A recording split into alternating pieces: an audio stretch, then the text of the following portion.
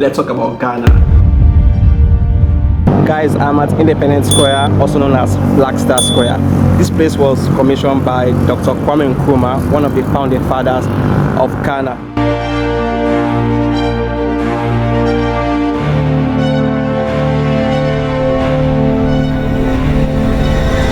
We need to first of all change our mentality as the youth of this country. It's very, very difficult to survive now in Ghana here. Ghana is the most peaceful country. But I love Ghana too. No, yeah. Today I'm going to be sharing with you my experience in Ghana. The food, the people, the politics, literally just everything.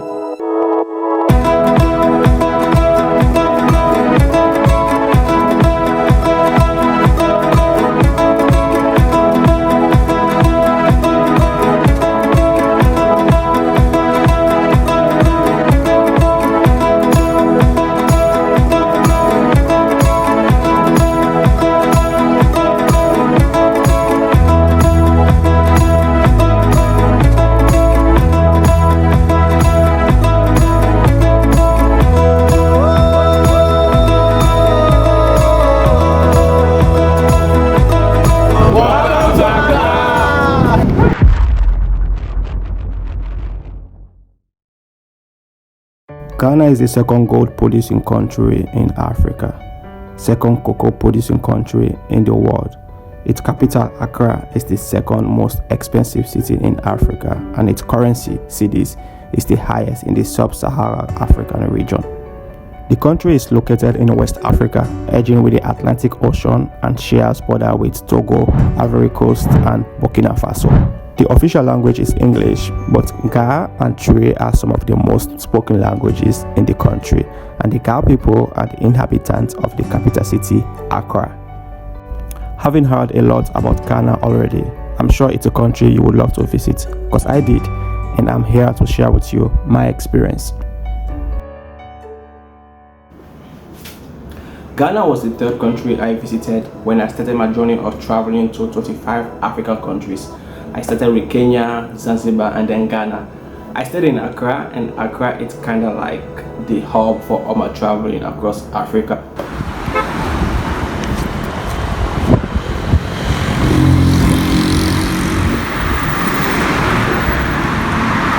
Let's start with places to visit, and number one on my list is Freedom Square, also known as Black Star Square. So the locals also call it Independence Square.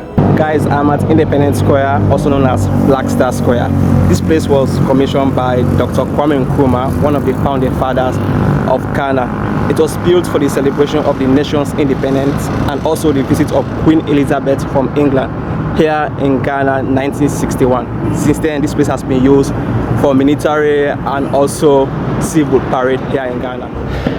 So I'm getting to the top of the Independence Square, and yeah, it's really kind of a long journey, but yeah, I finally got there, and this is what it looks like. Yeah, I am at the top of the Independence Square, and like I said earlier, over there is where they do the parades, whether military, civil. Yeah, civil, I mean, like for example demonstrations. Yeah, over there. Right over there is the National Stadium. Yeah, this place is pretty much surrounded with a lot of important offices here in Ghana. Over there you also like get most of the Ministry of Education, Ministry of Information, Transportation, and all of that. So it's really one of the most important sites here in Ghana you should visit whenever you are here in Ghana. Second on my list is Dr. Nkrumah Memorial Park. This place was built in honor of one of the founding fathers of Ghana, known as Dr. Kwame Nkrumah. My name is Aisha, and this park was built in 1992 in honor of our first president, Dr. Kwame Nkrumah. He was born 21st September 1909. He died 27th April 1973, and he died of prostate cancer. Dr. Nkrumah was the only child to the mother, Madame Elizabeth Nyaniba. And after his education in Ghana as a teacher, he had a scholarship to Lincoln University in the States and also to London School of Economics. He later came back to Ghana on an invitation to help fight for our independence. So he joined a group of 5 men, with him making 6, and we call them the Big Six. So when you see our currency, you know it. Yeah. They are on You see this, yeah. But later on, Dr. Nkrumah separated from them, formed his own party because he was of the view that independence should be now. And they said, the 5 said in the next possible time. So he formed his party, Convention People's Party. Then, in 1950, he was arrested and imprisoned. Whilst in prison, there was a general election. He contested and he won. So when he won, he came out of prison after spending 1 year, 2 months. Then after that, in 1957, he stood over there to declare independence. There's that spot. This park was then used by the British. They used to play the game polo, so it became known as Tariq Polo Ground.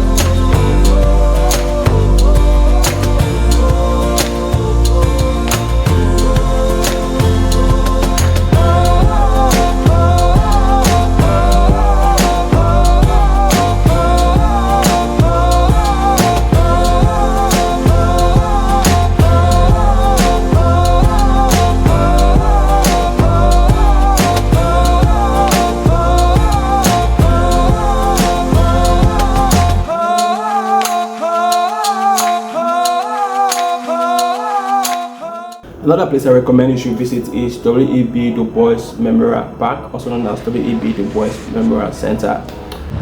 I am now at Du Bois Memorial Center here in Accra.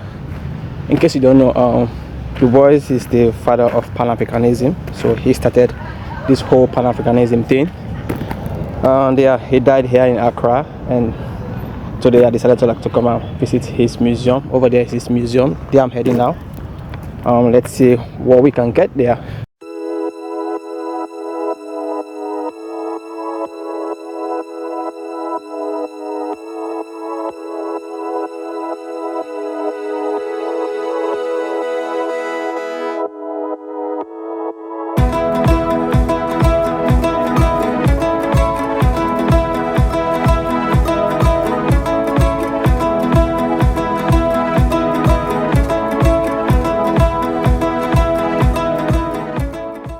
Another place I recommend you should visit is Cape Coast Castle. So Cape Coast Castle is not really in Accra, but like 3 hours drive away from Accra. This is the place I recommend you visit because there you will learn about the Atlantic slave trade in Africa, or in Ghana to be specific.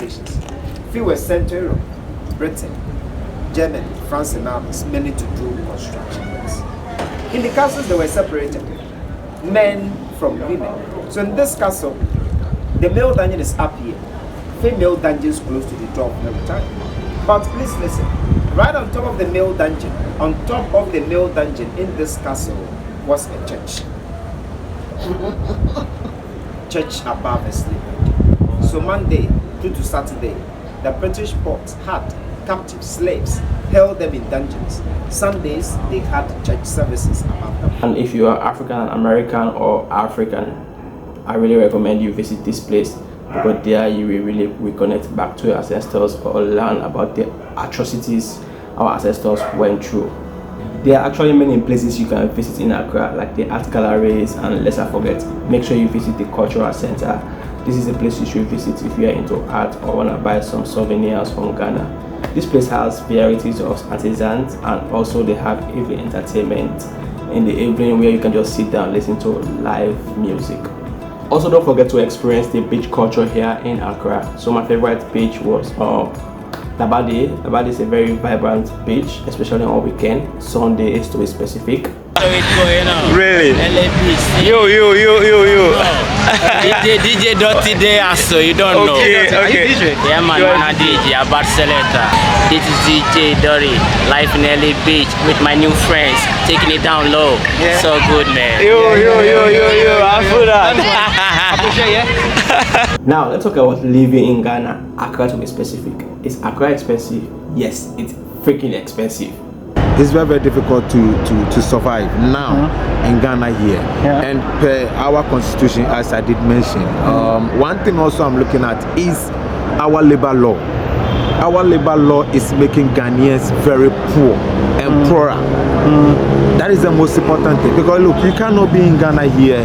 You take at least, forgive me because I don't really know the value for now. But initially, I don't know if it is 12 cedis 50 pesos or 13 cedis 50 pesos per day. You understand? So if as a Ghanaian you are working and you're being taxed to be paid such amount of money, how can you survive? How much is even one soap? How much is a geisha or even a pestilent? A shelters is almost getting to 25 Ghana cedis. You understand? So our renting also is a big problem. So if you are working and you are taking such money, either 12 cedis 50 pesos or 13 cedis 50 pesos. So therefore, if a China man comes into it and sees such an amount and he feels like giving you 20 Ghana cedis per day or 25 Ghana cedis per day, he thinks he has done much for you. You understand? Because look, per 21st century, you cannot be working and be taking peanut money for every month, 700, 800. No. How much is even renting? My brother, it's very, very, very pathetic, and we are not finding it easy. We are not finding it, so it needs to be changed. So what do you mean by that? It's like the government will also like increase the minimum wage. So that is it. People will also like have enough money in the month so they can take care of their family, their children, so that they can also have a very good education. But there are still affordable places to live actually in Accra. Like when I first came to Ghana, I put up in Tema because I had to like research on Dr. Kwame Nkrumah's establishment. So guys, I'm currently at Capua, Ghana Port and Harbour Authority. Unfortunately, I couldn't get access in to record. Yeah, but I'm still in the premises, as you can see. This is one of Dr. Kwame Nkrumah establishments in Ghana, here in Tema. So Tema is the most industrious town in the greater Accra region. This is a place that have most of the major factories in Ghana. Like Valco, so Valco is an aluminium company. They also have Kasem. Kasem is like the Ghana Cement Company. They have Kappa, which is Ghana Port and Harbour Authority. They also have the Tema Fishing Harbour there, and pretty much a lot of major factories there in Tema. And most of these factories were established by Dr. Kwame Nkrumah, the man who liberated Ghana. Now, let's talk about the food in Ghana. The food in Ghana is really so great, if I have to be honest. But there's an issue when it comes to finding a good restaurant where you can really eat and enjoy your meal. They have like certain places like one have to live. For example, if you are struggling with restaurant, good food or whatever, like, they'll be like, you are living in the wrong place. You have to go to East Legon, for example. I'm like, why do I have to go to East Legon to have food, like all the best restaurants or whatsoever? There's really like that kind of flexibility. Also in Tema. I mean, Tema is one of like the, if not the most industrious place in Ghana. You know what I mean? So they should also have like the best places there. You know, not just in East Legon. You know what I mean? And East Legon is even, I think, it's overpriced. Also like So I don't understand what is there in East Legon actually. I was also asking the same question. Because when you go to East Legon, there's no something really that is, I don't know what's there. You know, I always ask that question. Why East Legon? When you mention East Legon, it rings bell in the eyes of the ears of Ghanaians, and I don't understand. So they have in many cases like this street box where they sell the food, which really the hygiene is something you have to consider. However, the national dish is fufu or banko, and you can eat that with either okra, granite soup or light soup. And light soup, they have varieties of light soup. They have fish light soup, they have goat light soup and more. And of course, this video won't end without me sharing my political view of Ghana, as politics is one of the things this channel here represents. So I'm ready to go out, and today I have a meeting. I'm going to be meeting with another Pan-Africanist, a young Pan-Africanist in Accra here. He's also doing very well in his social media platforms by raising awareness and all of that. Yeah, like I said, we're going to be talking about politics today. We're going to be talking about how we're going to involve more youth into Pan-Africanism, into politics, to shape the future of Africa. So let's go.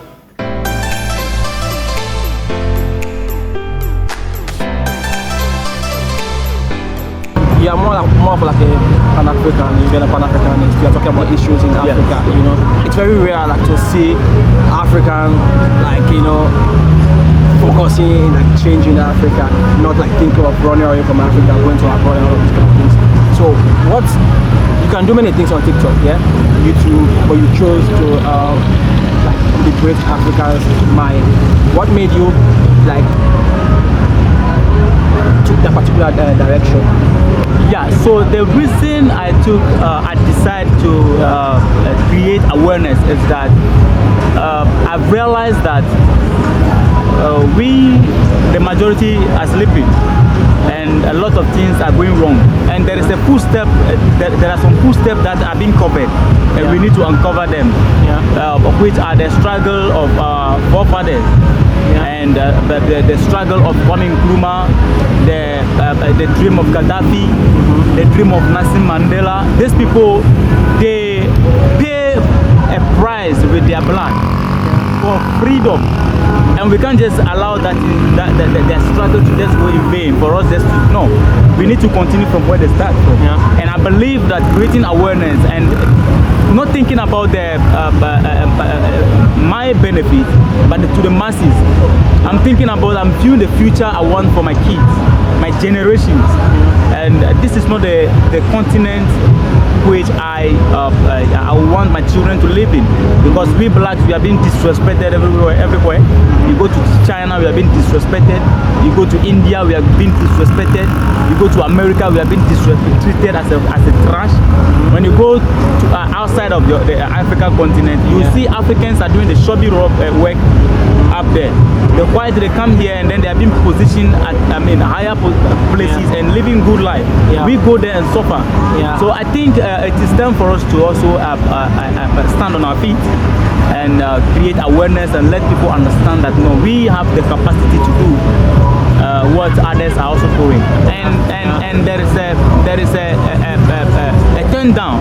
There is a table that is being turned upside down, and we need to turn the table correctly, which is in our favor. In our favor, because the Western world or other part of the world, they believe that Africa is poor. And we always need help, but at the end of the day we come to realize that they need help from us. We are sending them the help. Everything they is out. Even if we need help, we can't be like needing help forever. We also like need to get to some point where we don't need help anymore. You get what I mean? And we can always like be Africa, we need help, we need help, we need help, we need help. Like how long? And our identity is lost through education. So I believe that through education we can be able to get back our identity. That is why I choose to create awareness instead of doing other things on TikTok. Great, that's great. So what do you think actually we can do to like create more awareness for African youth to go into politics? Yeah, I think we Africans, we've lost our way through education. We have been deceived through education. We are in the situation today through what? Education. And our minds are blind through education. So I think we need to educate the public to reverse the narrative, to liberate their mind. Even the Bible said it, that only the truth shall set man free. There's a reason for that, because no prayer, no enchantment, but truth can liberate the people. So when the people are aware and we create the awareness and everybody's awake, we have we all will be on the same page and protest and change the narrative. The system must be changed. It's not helping the youth. The system is favoring only the old men sitting in the parliament. Politics in Ghana, like I've been saying in my previous video, is really crazy. It's really deep. We still have leaders that are still representatives of the West, trying to like force the Western way of doing things on Ghanaians instead of understanding there is a difference between Westernization and modernization. Almost everything in Ghana is being politicized. Like nepotism is still a thing here in Ghana. If I don't know you, or if you're not like a member of my family, I won't give you a job. Or if you're not a member of my party, if you're not a member of MPP or NDC, I won't give you a job. Like there is no nationalism here in Ghana. You know, the system really has to be fixed, because there are a lot of university degree holders that are just like, they are jobless. Most of them are like driving Ubers, and most of the times like I come across Uber drivers, they are university degree holders driving Uber because their member or their family member is not in a particular position in office that will also like connect them to work. You know, like this is something that really has to be fixed. I know it's not just Ghana, but like many African countries, like this connectocracy, this nepotism is still a thing. And I really think Ghana is like one of like the countries that really has to like work on this thing, the system here. Like, you know, a lot of complaints about like house rent, you know, the minimum wage, you know, the job market. Like it's so crazy here in Ghana. Now to conclude this video, do I love it in Ghana? Yes, I really love it in Ghana, but on a scale of 10, I will give Ghana 7. Don't get me wrong, I just think there is still a space for Ghana to grow, especially in the government sector, because the country is still going through a lot. You know, sanitation is still an issue here in Ghana. You pass by and see rivers being polluted into something else. Employment rate is still down. I don't even want to start with corruption. You know, for some of us that like live in the West or live in Europe for like so many times, you know, we already have something to compare. Trust me, I cannot live, for example, in Germany for very long and see how the system works there, and we'll also like wish for the same thing here in Africa. Of course, we wish for the same thing. I also want to see countries in Africa growing, or Africa in general, like really being up here, like, you know, representing all these minerals like we have, like really enjoy the potential of this continent. So that's why I also like think there's still a space for African countries to grow, and Ghana is not exempted. Thanks for making it to the end of my video. My name is Ken. I'm Sierra Leonean history and politics student, and you are welcome to be part of my journey of traveling to African countries by subscribing to this channel, and also like this video, as I look forward to seeing you in my next video. Once again, thanks for making it to this point of my video, and see you in my next video.